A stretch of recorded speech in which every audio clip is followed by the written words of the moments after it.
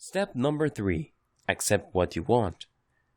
I hope that it's very clear at this point that when you reach the manifestation stage and you start taking larger and larger steps, eventually you get to where you're going. You get to the end point of your vision. Unfortunately, a lot of people trip themselves up with the law of attraction. They can see their desires materializing during the manifestation stage, however, they don't get around to claiming it. They doubt it. They say to themselves, well, I just got lucky, or, well, what do you know, it's working, but it is going to be permanent. What if this is just a one-time thing? What if somebody was just helping me out and doing things out of their kindness of their heart? And on it goes. The bottom line is, they don't claim it. Instead, they doubt it and think that it isn't real. And the worst part to all of this is that at the back of their heads, they feel they just got lucky and ultimately, they don't deserve it. How sad. Seriously, it's like going on a journey of 1,000 miles, and by the time you get to your final destination, you say to yourself, well, this is not what I expected. Or, I'm at the wrong spot, I'll go back. Pathetic. And this is precisely the kind of game a lot of people play. Now, it's sad because those people are actually a tiny fraction of the ones that started the journey. Most people don't even get to this stage. It really is quite troubling that when that surviving fraction of strivers and seekers make it to this stage, they somehow, some way, sabotage themselves. You have to accept what you want. Accept it mentally by saying to yourself and proving to yourself that you deserve it. It's not like something handed you that job you got you in that corner office. It's not like somebody, out of their kindness of their heart, threw you a freebie and gave you a multi-million-dollar contract. Accept the fact that you put in the work. It took planning, it took vision, it took sacrifice. Also, accept it emotionally. Say to yourself, I'm worthy. Sure, other people may be smarter than me, they may be more driven than me, they may be more connected, but they failed. I got this. I am worthy. I am good enough. This is me. Act like one who has accepted the reality of what you desire. Understand that this is not a one-off thing. Understand that your vision became real precisely because you have changed inside. This is just the last part. This is actually just the icing on the cake. You have manifested the change that you have chosen inside. It's all purposeful. It's all by control, and you did it. So accept this reality. Accept your power to affect this reality because you did not engage in some sort of black magic. You did not cheat people. You did not use some sort of magical pill that transformed you. No, you changed your mindset. You changed your attitude. You went from somebody who kept saying, I don't have the money, to somebody who keeps saying, how can I afford that? What do I need to do? Do you see the difference? Accept that reality that you desire has become real. Recognize the steps to get you to where you are. Don't fear them. Don't dismiss them in your mind saying, oh, these are one-time things. They're not going to happen again. I just got lucky. I'm telling you, if you want the law of attraction to become real in your life, and most importantly, to become a tool that would enable you to unlock the unstoppable winner that you truly are, you have to stop believing in luck. You make your own luck.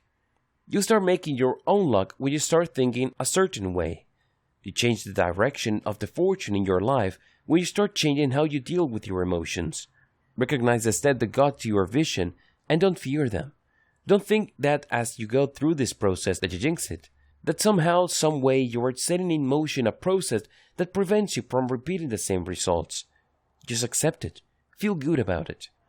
And here's the secret, and it really blew my mind the first time I did this.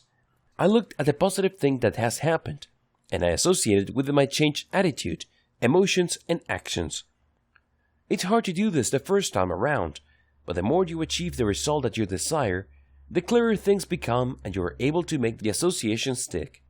But you need to make it stick so you would reach a point where you start to only start thinking about certain things and feeling certain things, and you know that you can take the necessary actions. There is no resistance there anymore. It doesn't seem like you're going out on a limb or you're trying something completely untested and unproven. In fact, this might become second nature to you, that you just jump in with both feet. It becomes clear from the get-go. Create an upward spiral of reinforcing actions. When you create a positive association with the reality of your vision, again, it has become real.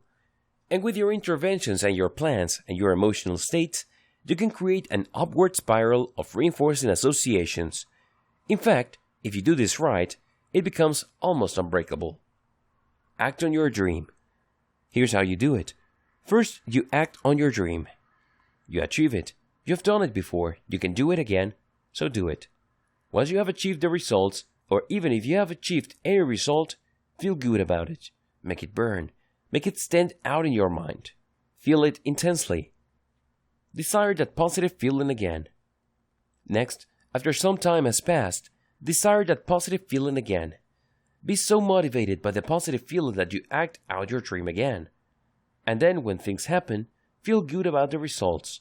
Make it intense. And keep repeating this process until you become motivated by the positive feeling you get when you act out your dreams. This enables you to have the power that you need to remove limiting beliefs. I'm telling you, as much as our parents loved us, they are also the first sources of our limiting beliefs. Now, granted, as a parent, it is very practical and understandable as to why parents do this. If I did not tell my child that putting his or her hand over the stove fire is not going to burn them, they probably would end up harming themselves, not necessarily with fire, but with something else. But the more our parents train us to not do things or to hold back, the more they start chipping away our spirit. So you have to recapture some of that and reshape it. Transform it from the limiting beliefs that hold you back to positive guidance that keeps you out of trouble, but at the same time, give you enough freedom and latitude to live a more effective life. The same goes with emotional habit. Regardless, focus on what you achieve. Accept that you can achieve in the future, and that you have achieved in the past, and focus on the fact that you can change things for the better.